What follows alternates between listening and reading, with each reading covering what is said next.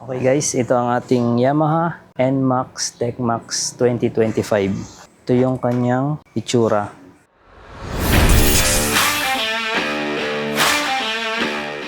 So good morning po sa ating lahat.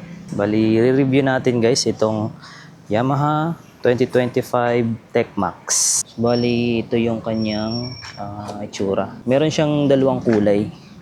Ito, yung maroon, dark maroon, at saka glossy na black. Dalawang kulay yung NMAX TechMax na nilabas ngayong 2025. So ito siya guys, yung kanyang itsura.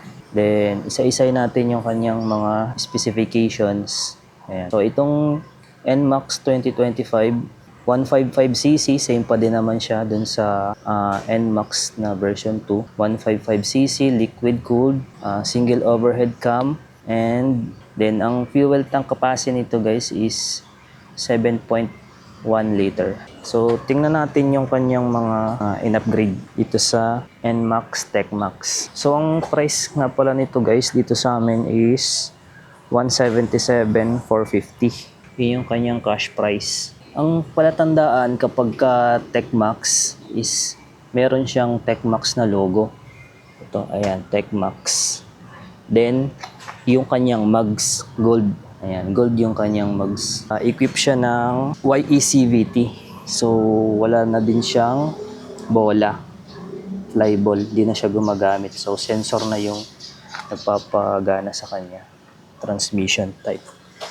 So, pisa natin dito sa kanyang front. Ayan yung kanyang itsura. ABS, dual channel. So, ABS na din yung kanyang front and rear dual channel. Then sa itsura, medyo bulky siya, no? Then gold yung mugs. So size gulong by 13. So 110 by 70. Ayan, naka-ABS na din siya. Then sa headlight naman niya, LED headlight. Then ito, LED na rin siya, projector headlight. Ayan, projector light siya. Ayan, sobrang liwanag nito. Then yung sa logo, ito, logo niya. Hindi siya sticker, no? Naka, siya, emblem. Then ayun, blue core. Para sa tipid na gas. FI, so fuel injected. Fuel injection yung kanyang fuel system. Dito naman tayo guys sa kanyang rear. So makikita natin yung kanyang suspension. So sub-tank suspension type. So bali, debaso na siya. No? Ito. Debaso type. Yung sa taillight, ito yung kanyang itsura. Taillight. Yan. Dito yung kanyang dalawang ilaw. Taillight. So dito naman tayo sa kanyang NMAX na logo. So same pa din naman, emblem din siya.